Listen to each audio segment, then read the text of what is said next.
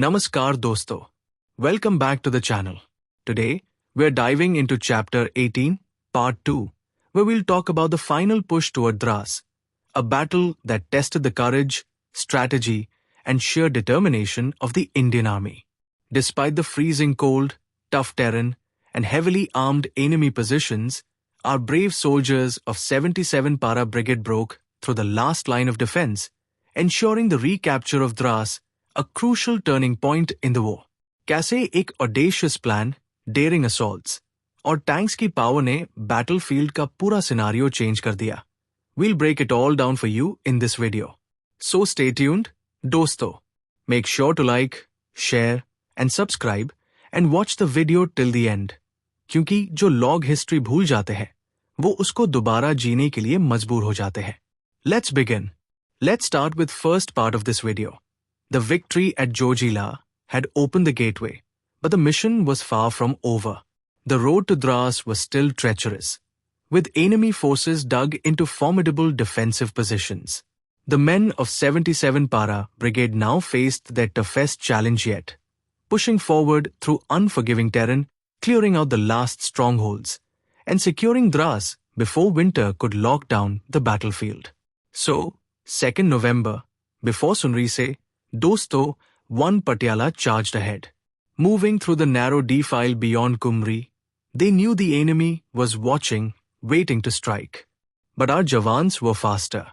At 5:30 a.m., they launched a surprise assault. Bullets flew, chaos erupted, and the enemy, caught completely off guard, ran for their lives. Jojila, Gumri, Machhoi, and Dras, these aren't just names, Dosto. They are battlegrounds where our soldiers fought against all odds. Now that you have a sense of the terrain, let's break it down step by step with a flowchart to make things crystal clear. The advance beyond Jojila to 2-4 November, 1 Patiala leads the charge. 2nd November, pre-dawn, the battle begins. 1 Patiala, already battle-hardened, moves forward. The terrain? Brutal. The enemy? Watching. But our soldiers? Unstoppable. 0530 hours, surprise assault. Two companies of 1 Patiala launch a simultaneous attack. The enemy is caught off guard, panics, and fires wildly. But they can't hold their ground. Within no time, they flee in complete disarray. Result? 20+ raiders eliminated, captured. 1 heavy howitzer, 2 brain guns, and a stockpile of ammunition. Next target, Machhoi. By 1:45 p.m., with mortar fire, MMGs, and tanks for support, our soldiers stormed the enemy positions. The result? Another swift victory. Distance covered in a single day? 10 kilometers. But this wasn't just about numbers. Dosto, this stretch was one of the toughest. Yet our forces crushed enemy resistance and opened the path forward. Now, the momentum was with us. The road to Dras was within reach. Dosto, with Machhoi in our hands, the question was, what next? How do we keep this momentum going and secure Dras? Well, to answer that, a senior officers' conference was called at Machhoi on 2nd November. And this was the moment when everything would be decided. The higher-ups knew that without proper coordination and swift action, the enemy could regroup and slow down the advance. Plans for the next phase were made, and the decisions were sharp. 4 Rajput and 1/5 Royal Gorkha Rifles, RGR, were ordered to move up to Machhoi by the next morning. More troops, more firepower, and of course, more soldiers on the ground meant more pressure on the enemy. Meanwhile, 1 Patiala, fresh from their success, was tasked with an even bigger objective, to seize the island feature by the evening of 3rd November. This wasn't just any random target. It was a crucial stronghold that the enemy held tightly, and taking it was going to be a game changer. In short, the strategy was set, and the orders were clear. The offensive was moving forward, and Dras was now within reach. The officers knew that the key to success was coordination, speed, and hitting the enemy where it hurt. The next few days would determine the course of this fight.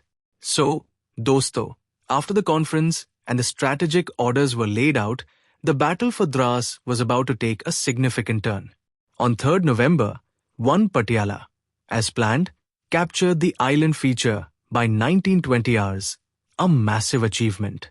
This wasn't just about the physical capture of a piece of land, it was a psychological blow to the enemy. With the island feature under Indian control, the raiders were now more vulnerable, and their hold on the region was beginning to crack. But the action didn't stop there.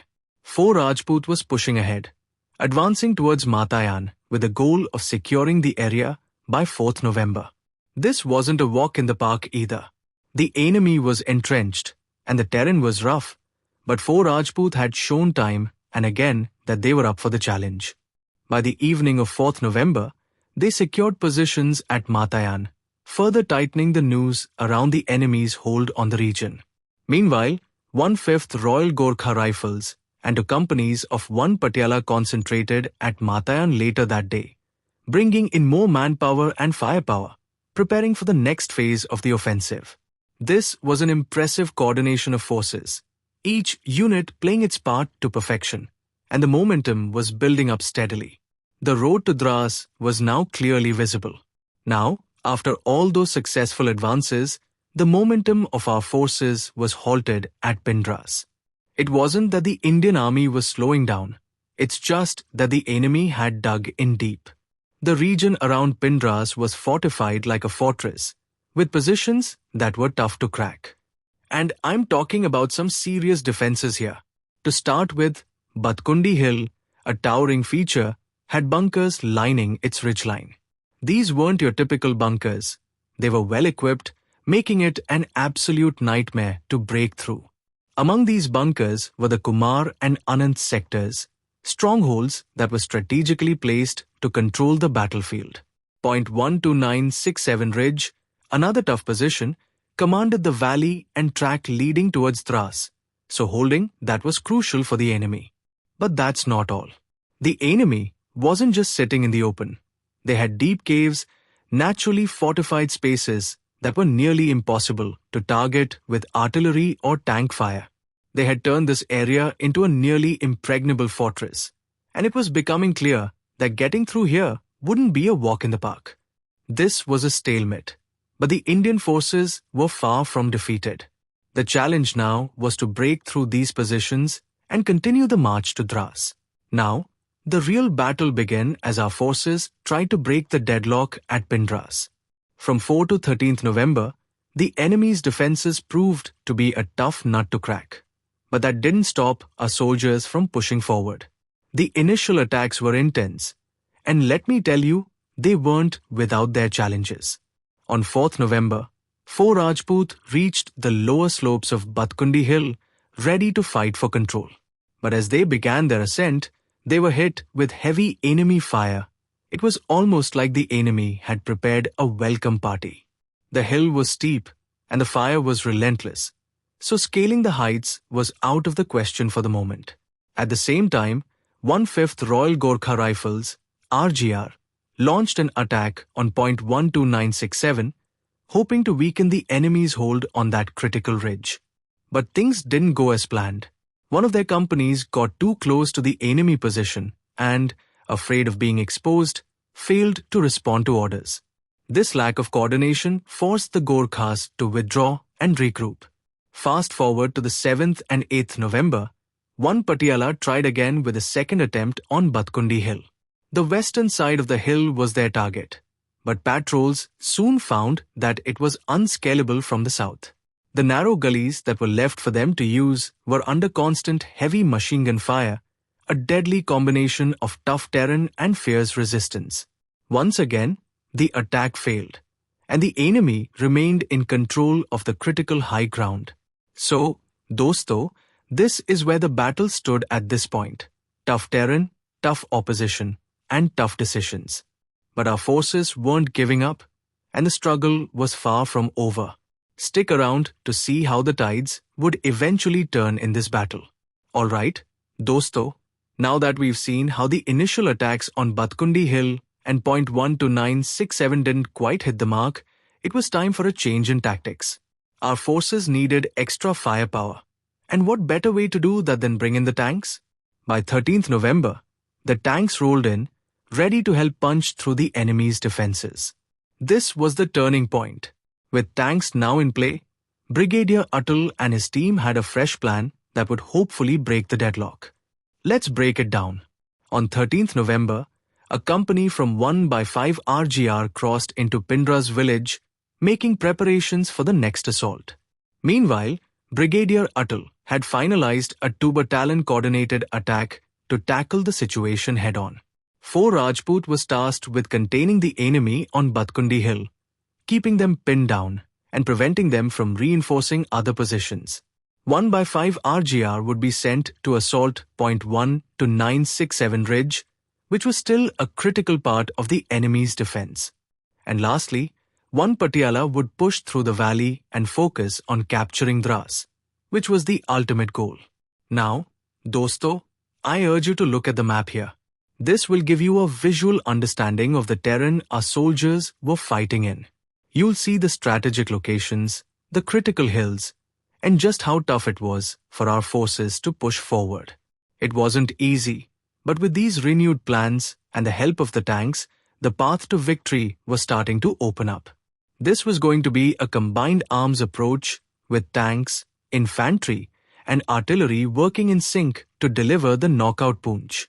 Alright, dosto, now let's move on to the real turning point of this battle, where our forces finally began breaking the enemy's line. By 14 to 15 November, things were heating up, and the tides were turning in our favor. On 14th November, 4 Rajput launched a fierce attack on Batkundi Hill, keeping the enemy pinned down with heavy fire. Meanwhile, 1/5 Royal Gorkha Rifles, RGR, went all out with a daring 2-pronged assault on the Kumar and Anand sectors of Point 1 to 967 Ridge. This wasn't just a walk in the park. Mountain guns and mortars were brought in to lay down a barrage of fire, pounding the enemy's defenses and making their position almost impossible to hold. By the morning of 15th November, the Gorkhas had captured both Kumar and Anand, taking out enemy forces and seizing their weapons and ammunition. This victory on Point 12967 had a massive impact. As the enemy's morale crumbled, the defenders on Batkundi Hill realized they were done for. Many of them fled, and the 4 Rajput mopped them up, securing the high ground by 16th November. But that wasn't the end. Let's talk about 1 Patiala's advance to Dras. On 14th November, 1 Patiala moved forward with 1 company on each side of the valley. On the right side, they encountered fierce resistance at Brown Hill, where heavy automatic fire and grenades caused significant casualties. But there's a hero in this story, Jamdar Lal Singh. Despite being wounded 7 times, he held his position for a whole 4 hours, buying time for reinforcements to arrive at dawn. That's the kind of grit we're talking about. On the left side, things were a little smoother. The company quickly wiped out the weaker enemy resistance, occupying the hills that overlooked Dras from the north. Finally, on 15th November, at 1620 hours, Brigadier Atul led his forces into Dras in triumph. The remnants of the enemy were in full retreat, and victory was in our hands. This was a huge victory, dosto. Our forces, with bravery, tactical brilliance, and sheer determination, managed to break through some of the most formidable positions the enemy had. The road to Dras was now open, and the enemy's days in the region were numbered. Now, let's take a step back and look at the big picture, dosto. The recapture of Dras was not just another victory, it was a game-changer. It marked a critical milestone in the battle, and here's why. By capturing Dras, we secured the vital road to Kargil and, more importantly, relieved the looming threat to Leh. This victory opened up the path for our forces to continue pushing forward. But let's not forget the enemy's losses. This wasn't a minor defeat. The enemy suffered heavy casualties, and the abandonment of key equipment, we're talking rifles, mortars, automatic weapons, told a tale of their disarray and collapse under pressure. They left behind everything that once held them strong, and it was clear that they were losing their grip on the region. But what really made this victory stand out was the sheer grit and ingenuity of the Indian Army. We were up against near-impossible odds, challenging terrain, well-entrenched positions, and the looming threat of winter, and yet we broke through. This wasn't just about physical strength, it was about the determination, the strategic brilliance, and the ingenuity of every soldier who fought tooth and nail for every inch of ground. With this victory, Dras wasn't just recaptured, it became a symbol of the Indian Army's resolve. It showed that no matter how hard the odds were stacked against us, we would never back down. And with that victory in hand, we now shift our focus to see this operation through the lens of operational art, where we'll analyze how these decisions, movements, and tactics work together to achieve strategic success. Point 1. Prussian-German operational art, Auftrags tactic and maneuver warfare. The German military believed in mission command, Auftrags tactic, deception, and multi-axis assaults, all of which we saw in Kargil. Tactical initiative. The 1 Patiala Regiment's swift capture of Machoi without waiting for orders reflects Prussian-style decentralized command lessons from World War I. The frontal attack failures on Batkundi Hill and Point 1 to 967 were like Germany's World War I setbacks, where strong defenses stopped direct assault's Manstein plan in action. The eventual coordinated multi-directional attack 14 to 15 November, with 4 Rajput containing Batkundi, while 1 by 5 RGR attacked Point 1 to 967, was just like Germany's 1940 invasion strategy, which used deception and multi-pronged moves to break the enemy's will. Point 2. Soviet operational art, deep battle and breakthroughs. The Soviets focused on overwhelming enemy defenses with successive attacks, something that mirrors India's strategy at Pindras sequential assaults. The continuous attacks on Pindras, 4 to 13 November, resemble Soviet deep battle tactics, where waves of assaults gradually weakened enemy defenses' winter war lessons, just like the Soviets struggled in Finland 1939 to 40 against fortified defenses. The Indian Army faced initial setbacks, but adapted armor for the breakthrough. On 13th November, tanks were finally deployed, just like in Kursk, 1943, where Soviet forces used armor to exploit weak points in enemy lines.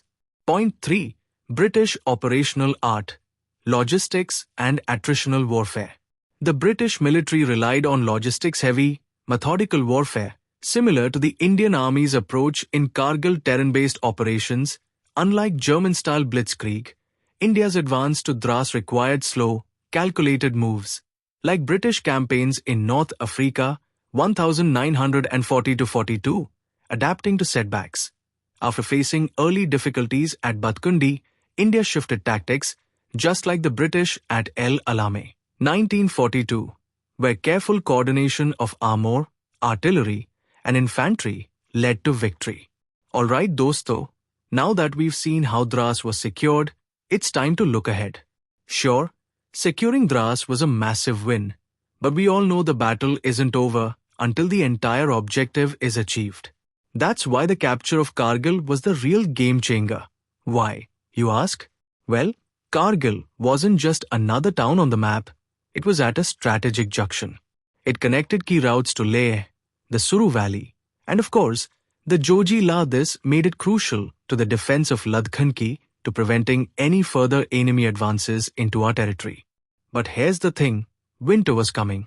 The harsh conditions in those high-altitude areas weren't just challenging, they were life-threatening, and yet, despite the ticking clock, our forces pushed forward with everything they had.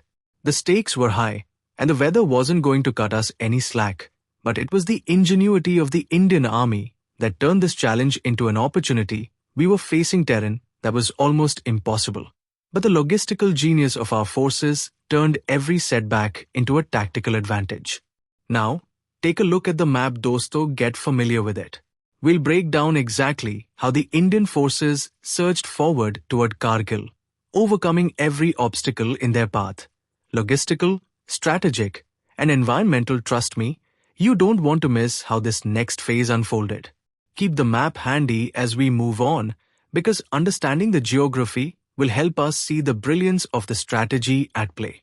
As the Indian army pushed forward beyond Dras, the real challenge was not just engaging the enemy, but maintaining the crucial supply lines through the unforgiving terrain. Major General K.S. Thimayya, a master of logistical coordination, pulled out all the stops to ensure his troops were well supplied and that the momentum of the advance was not lost.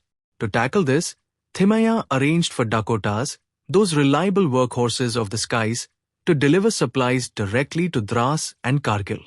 By 6 November, a staggering 54 loads were scheduled, half of which were destined for Dras and the other half for Kargil, ensuring both the troops and their animals had the necessary resources to keep moving. But airdrops weren't the only method in play. Ground support played a crucial role too.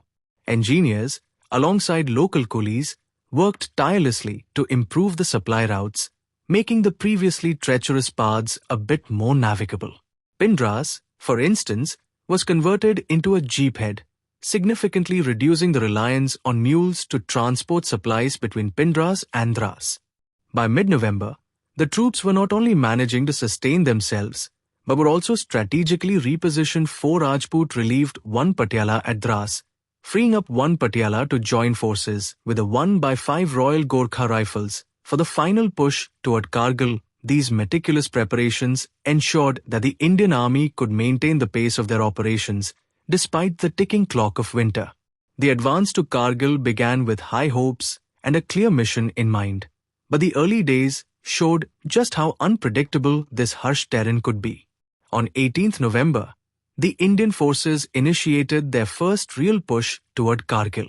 Alpha Company of 1x5 Royal Gorkha Rifles, RGR, made an attempt to reach Kargil by crossing Umbala and moving through the Suru Valley. However, the unexpected arrival of heavy snow forced the soldiers to turn back and retreat to Dras.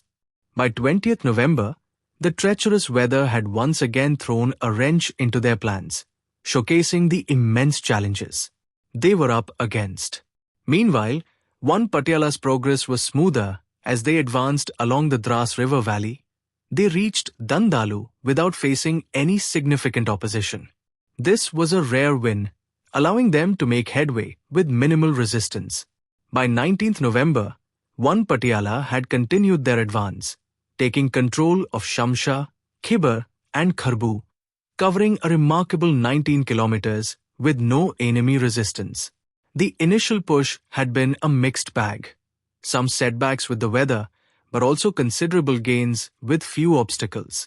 This paved the way for what would soon unfold, an encounter with the enemy. Now, let's take a closer look at how the situation evolved, moving into the phase where they finally encountered resistance. Let's continue with the flowchart to guide us through this next part. After the initial push, 1 Patiala's progress seemed to be going smoothly. But as they advanced further, the inevitable encounter with the enemy was right around the corner. On 20th November, while pushing north of Kharbu, 1 Patiala came face to face with enemy resistance. This wasn't just any regular skirmish, it was a well-organized defense by the enemy. It was during this confrontation that a captured enemy messenger spilled some crucial information. Major Qureshi, the local enemy commander, was rallying his forces to mount a more coordinated counterattack. Realizing the significance of this intel, the Indian forces temporarily paused their advance. It was a smart move, giving them the chance to consolidate their position and prepare for what was coming next. The very next day, 21st November, 1 Patiala wasted no time. They launched a swift and decisive attack, overwhelming the enemy and capturing their positions near Kharbu. This victory was important for 2 reasons. It secured the crucial junction between the Dras and Shingo rivers, and it allowed the Indian forces to push forward even further. By the evening of 21st November, 1/5 Royal Gorkha Rifles, RGR, had concentrated at Kharbu, and engineers quickly got to work, constructing a bridge over the Dras River to ensure smooth movement for the advancing troops. With this swift maneuver, the Indian forces not only overcame resistance, but also set up the logistics for their continued march toward Kargil. It was a great example of how they adapted to the challenges on the ground, keeping up the momentum despite the obstacles. Now, with the resistance cleared, the path was clearer for the next stage of the advance. Now, as we continue our journey forward, things were about to get more intense. The Indian forces, having pushed past the earlier resistance, were now making their way toward Kargil, but the terrain and enemy defenses would prove to be a tough challenge. On 22nd November, 1/5 Royal Gorkha Rifles, RGR, took the lead, advancing along both banks of the Dras River. The goal was clear: to push through and secure strategic positions. But as they moved forward, they encountered a heavy enemy presence. Bravo Company, while attempting to cross the Shingo River, found themselves under fierce enemy fire. It was one of those moments when the landscape turned into a battlefield, and the pressure was immense. Forced to retreat back to Kharbu, Bravo Company had to regroup, no longer able to move forward for the time being. However, it wasn't over yet. Charlie Company, determined to make progress, pushed ahead along the main track. But what happened next would leave a mark on this battle. They fell into a carefully laid enemy ambush at Kargil Bridge. The enemy had planned their attack meticulously, and the Gorkhas were caught off guard. The result? A devastating 18 casualties, which was a harsh reminder of the price of war. This was a pivotal moment. The battle for Kargil Bridge wasn't just about tactical positioning. It showed the toughness and resilience of the Indian soldiers who were facing well-coordinated defenses by the enemy. But even in the face of setbacks, the determination to push forward remained strong. Friends, this is where strategy and ground realities meet. The enemy had a stronghold at Kargil Bridge, but the Indian forces would not back down. Let's take a closer look at how they responded to this ambush and continue their march towards Kargil. And remember, if you're finding this journey through the history useful and insightful, please do like, share, and subscribe. As we continue, let's pause and take a look at the map, friends. Understanding the terrain is key to understanding how this battle unfolded. The Shingo River, fast-moving and icy, was one of the key natural barriers that the Indian forces had to overcome to reach Kargil. Now, let's move ahead and explore the efforts made to cross this river. The Shingo River presented a huge obstacle for the advancing troops. The current was powerful and swift, and while a crossing attempt was made using makeshift rafts, the river was unforgiving and progress stalled. But then came a moment that would showcase the grit and determination of the Indian Army. Captain A.K. Kochar, with an almost legendary courage, swam across the icy river to reach the opposite bank. Picture this: there he was, braving the freezing waters, pushing against the powerful flow of the river. He succeeded, but here's the thing: while Captain Kochar made it, additional troops couldn't follow suit due to the tough conditions. This was a critical moment because the river was still standing between the troops and their objectives. But the Indian forces did not give up. By the night of 20 to 23rd November, Bravo Company, with support from engineers, managed to create an improved raft to ferry troops across the Shingo River. This ingenuity allowed them to ferry a platoon across the river, despite the harsh conditions. With this breakthrough, they managed to drive the enemy from their position on the other side, securing the track that led toward Marol. This was not just about overcoming a river, it was about overcoming adversity with courage, ingenuity, and sheer will. The soldiers didn't just face a physical barrier, they overcame the psychological toll of knowing that every step forward was a calculated risk. As we see from this, there are always challenges in war, but it's how you respond to them that defines the outcome. The crossing of the Shingo River was a key moment in the battle for Kargil Bridge, and one that pushed the Indian forces even closer to their goal of recapturing Kargil. Stay tuned, and let's continue understanding how these efforts contributed to the larger operation. As we continue, let's pick up where we left off. After the successful crossing of the Shingo River, the momentum was building. But the road to Kargil was still far from easy. Now, we turn our focus to an operation that would demonstrate the sheer audacity and strategic brilliance of the Indian forces. Picture this, it's the night of 22nd November. Alpha Company of the 1 by 5 Royal Gorkha Rifles, RGR, led by grit and determination, began a stealthy advance toward Kargil. What made this move remarkable? They didn't take the easy way. They took the high road, literally. They began to climb a treacherous 4,270-meter mountain, choosing a shortcut to Kargil. Now, just imagine the conditions they were dealing with. The cold was so intense that it could freeze the bones. And the terrain? Well, let's just say it was nothing short of a nightmare. But despite the harsh conditions, extreme cold, steep climbs, and the unforgiving altitude, these soldiers pressed on. Their goal?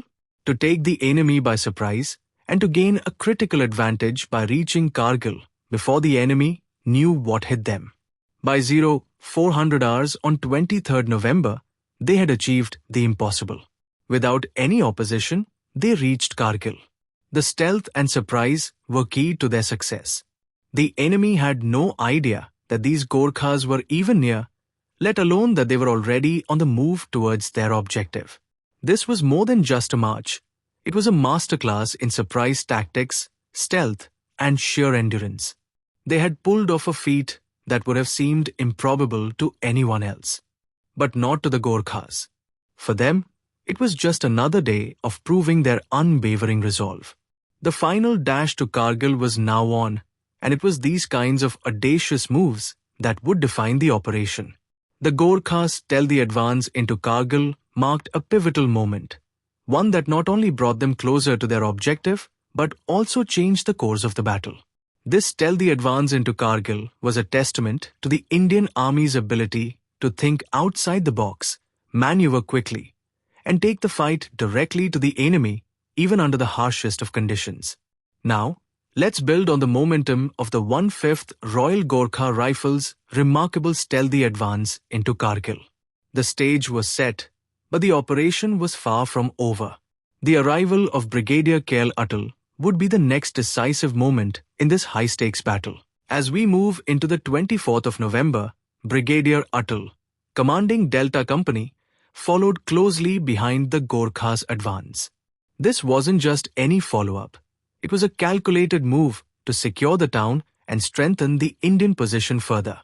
Atal's forces were crucial in providing the necessary backup to ensure that Kargil would stay firmly in Indian hands. By 24th November, the objective was clear. Kargil was now under full control of the Indian Army. But there was still a final step to solidify the victory. That's where Colonel H.S. Parab's Leh column came in. The Leh column's successful link-up with the 1 by 5 RGR ensured that all forces were coordinated, sealing the deal for the recapture of the town. With Kargil secured and the Leh column making its connection with the Gorkhas, the safety of Ladakh was officially assured. This marked a pivotal moment in the campaign. The enemy's hold was broken, and the Indian forces had successfully regained control of the strategic town of Kargil, preventing any further incursions into the region. Friends, you can better understand this moment with the flowchart we've provided. By sketching it out and visualizing the steps, you can clearly see how the strategic pieces came together, from the stealthy advance of the 1 by 5 RGR to Brigadier Atal's arrival and the final securing of Kargil by Colonel Parab's Leh column. This was a well-coordinated effort that showed not just bravery but military brilliance. The town was now safe, and the safety of Ladakh was assured. The strategic objectives had been met, and it was clear that the Indian forces had achieved a resounding success. Now, after the victory at Kargil, the Indian forces weren't stopping. They knew the next crucial step was to push forward to Marol, an area of immense strategic value. And so, the 77 Para Brigade sprang into action with a swift plan to advance, knowing they had to capture it to secure the region fully. On 24th November, the Indian Air Force played a key role by dropping assault boats to help cross the Shingo River. It was an important move because crossing that river was the only way to push ahead towards Marol. The plan was ambitious, and the forces were ready.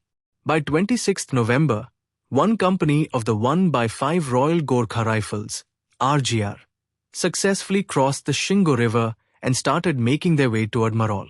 But as the Gorkhas moved forward, the situation became tense. On 29th November, near Gangam village, they encountered 300 enemy raiders. This wasn't just a skirmish. It turned into a full ambush. The Gorkhas couldn't rescue their trapped leading section, and they were forced to pull back, suffering casualties. 1 soldier killed, 1 wounded, and 6 missing. The enemy was proving to be tough, and the Gorkhas had to retreat for the time being. As the push toward Marol continued, it became clear that strong enemy positions were standing in the way. At Breelman, the enemy had fortified positions, especially around Junkar Hill and point 13620, which effectively blocked further movement. The Leh column, advancing along the Indus Valley, also failed to make it to Marol due to these well-defended positions. So, despite their best efforts, the Indian forces encountered heavy resistance, and the progress toward Marol was halted. This wasn't the end, but it was a clear indication of the formidable challenge they faced as they pushed deeper into enemy territory. With winter quickly setting in, the need for careful planning and reconsidering tactics became evident. The forces now had to regroup, reassess, and plan for what would come next. But even in the face of these setbacks, the resilience and determination of the Indian Army were clear. They knew they would have to fight harder for every inch, but they were prepared for whatever the enemy threw at them. As winter's icy grip tightened over the region in late November, the Indian forces found themselves faced with a new challenge. The once rugged and challenging terrain became even more unforgiving as heavy snowfall blanketed the entire region, halting the momentum of the advance. The snow was relentless, and by this time, the operational situation had become too harsh to continue. The suspension of operations became unavoidable. But the Indian Army was not one to back down. Even in the face of winter's fierce arrival, they quickly shifted gears and began preparing for the winter months. Every effort was made to ensure that the troops stationed in these forward positions were well equipped and could sustain themselves through the freezing cold. 1 by 5 Royal Gorkha Rifles, RGR, were tasked with forming the garrison in Kargil, ensuring that the town was secured and the troops had a stronghold to defend. Meanwhile, 4 Rajput continued to hold Dras, and the 5 Maratha Regiment was put in charge of safeguarding the crucial supply lines that ran through the treacherous terrain. While the battlefronts were temporarily suspended due to the harsh conditions, the focus shifted toward fortifying positions and securing resources for the long winter ahead.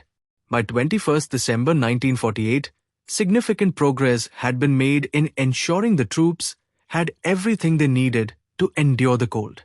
The supply positions were stocked for the long haul. Dras was stocked for 68 days, enough provisions for 3,000 troops. Kargil was stocked for 23 days, supporting another 3,000 men. Leh was stocked for 17 days, ensuring 1,200 troops had enough supplies to survive the winter. This logistical foresight ensured that the Indian forces would be able to hold their positions even in the face of severe weather. The suspension of operations might have temporarily halted the advance, but the preparations being made set the stage for future success. The troops were ready for the next phase, and the Indian Army's resolve remained unshaken. Despite the pause in active fighting, the winter preparations showed the strength of Indian strategic thinking, keeping the forces strong, well-fed, and able to face the bitter cold. As we reach the final stretch of this incredible journey, let's take a moment to reflect on the human cost and the outcomes of these relentless operations. Operation Duck and Operation Bison were two pivotal efforts that defined the course of the conflict, but with victory came sacrifice. In Operation Duck, while the enemy suffered no casualties, the toll on the Indian forces was significant. 23 soldiers lost their lives, fighting bravely against a well-prepared enemy. 61 soldiers were wounded, while 31 soldiers went missing in the thick of battle, leaving behind a trail of uncertainty. Despite these losses, the Indian Army spirit remained unbroken. These sacrifices were not in vain, they were the foundation of the courage that would carry them through the next phases of the operation. Fast forward to Operation Bison, where the intensity of the conflict ramped up. The enemy faced heavy losses: 318 killed, 206 wounded, and 9 captured. But the Indian Army also bore its own share of the burden. The price of victory here was high. 17 Indian soldiers lost their lives, 25 were wounded, and 6 went missing. The brutal conditions, coupled with the fierce fighting, resulted in 350 cases of frostbite, a testament to the physical challenges posed by the unforgiving terrain. Now, let's zoom out and look at these battles through the lens of operational art. The tactics, the planning, the execution, everything ties together in a strategic masterpiece. These operations weren't just about military action. They were about understanding terrain, logistics, timing, and the human cost of success.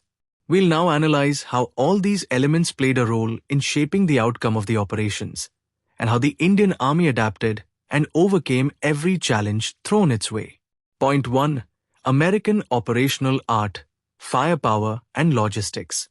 The US believes in overwhelming firepower and air mobility, which was clearly seen in Kargil. Precision logistics, the Dakota air supply drops, 6 and 24th November, were just like US air mobility tactics in Vietnam, ensuring non-stop battlefield sustainment. Engineering excellence. Expanding jeep tracks at Pindras mirrors what the US Army Corps of Engineers did in Korea, 1950, to maintain troop movement. Attritional firepower. The heavy casualties at Kharil Bridge, 22nd November, didn't stop the Indian Army, just like the Battle of the Bulge, 1944-45, where the US absorbed losses but secured critical terrain. Point 2. Israeli Operational Art, Small Unit Tactics and Mountain Warfare. Israel relies on high-risk, small unit operations, something we saw in Kargil. Special Forces Tactics. The stealthy 4,270 meters climb by 1/5 RGR, 22-23 Nov, was just like Israel's high-altitude raids in the 1967 Sinai War. Unpredictable terrain challenges.